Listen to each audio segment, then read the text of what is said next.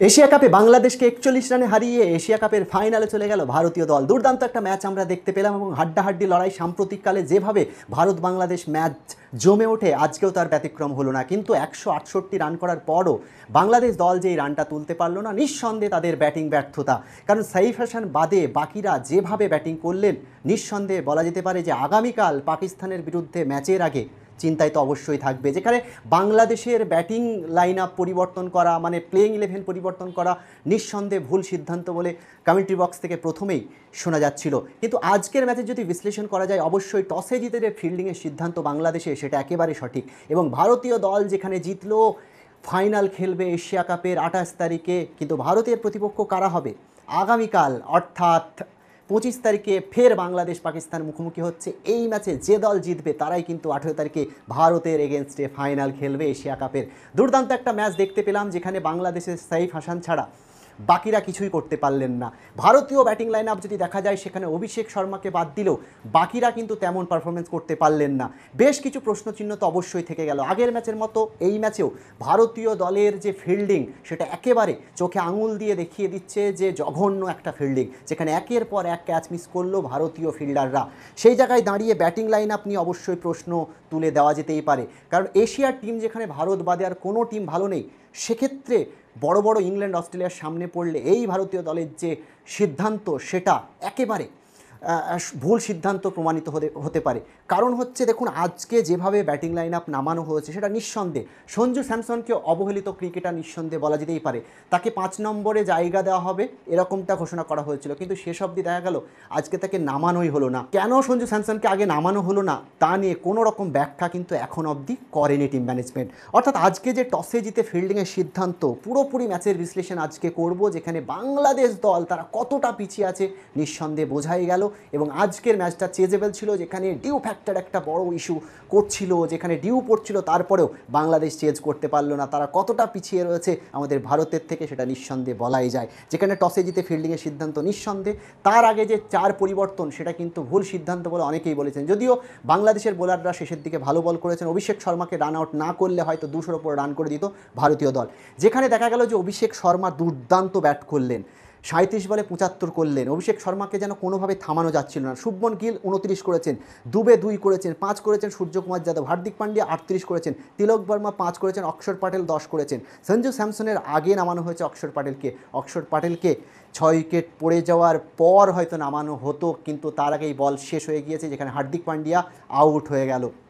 এবার দেখুন ভারতীয় দলের পারফরমেন্স, যেখানে এই রকম শুভমন গিল খানিকটা ভালো খেলেছেন অভিষেক শর্মা বাদে, বাকিরা কিন্তু কিছুই করতে পারেননি। সেখানে বাংলাদেশের বোলারদের পারফরমেন্স দেখুন। তানজিব হাসান সাকিব 4 ওভার 29 রান দিয়ে 1 উইকেট পেয়েছেন। প্রথম 3 ওভার দুর্দান্ত বল করেছিলেন। নাসুম আহমেদ 4 ওভারে 34 রান দিয়ে উইকেট পাননি। মুস্তাফিজুর 4 ওভারে 33 রান দিয়ে 1 উইকেট পেয়েছেন। সাইফুদ্দিন 3 ওভারে 37 রান দিয়ে 1 উইকেট পেয়েছেন। সাইফুদ্দিন আর মুস্তাফিজুর রহমান প্রথম ওভারে বেধড়ক মার খেয়েছেন, এবং সাইফুদ্দিনও কিন্তু বেধড়ক মার খেয়েছেন, যদিও 1টা উইকেট পেয়েছেন। রিশাদ হোসেন দুর্দান্ত বল করেছেন, 3 ওভারে 27 রান দিয়ে 2 উইকেট পেয়েছেন। সাইফ হাসান 2 ওভারে 7 রান দিয়েছেন। কিন্তু বলা যেতেই পারে বাংলাদেশের ওভারঅল যে ঘুরে দাঁড়ানো, সেটা নিঃসন্দেহে প্রশংসা প্রাপ্য। কিন্তু ব্যাটিং ব্যর্থতায় সাইফ হাসানের সঙ্গ কেউ দিতে পারলো না, সেই জন্যই বাংলাদেশ দলকে হারতে হলো। এবার দেখুন এই যে 169 রানের টার্গেট, যেখানে প্রশ্ন তো অবশ্যই তুলে দিচ্ছিল যে ভারতের ফিল্ডারদের পারফরমেন্স একের পর এক ক্যাচ মিস, সেই সঙ্গে ব্যাটিং লাইন আপ কীভাবে নামিয়েছিল গম্ভীরের নেতৃত্বাধীন যে কোচিং স্টাফ। নিঃসন্দেহে টিম ম্যানেজমেন্ট একেবারে ভুল সিদ্ধান্ত নিয়েছে। বড় টিমের সামনে পড়লে হয়তো এর খেসারত দিতে হতে পারে। সেই বাংলাদেশ দল যখন চেজ করতে নামলো, সাইফ হোসেন তিনি ওপেনিংয়ে নেমে তিনি প্রায় শেষ অবধি থেকে গেলেন। তিনি 51 বলে 69 করেছেন।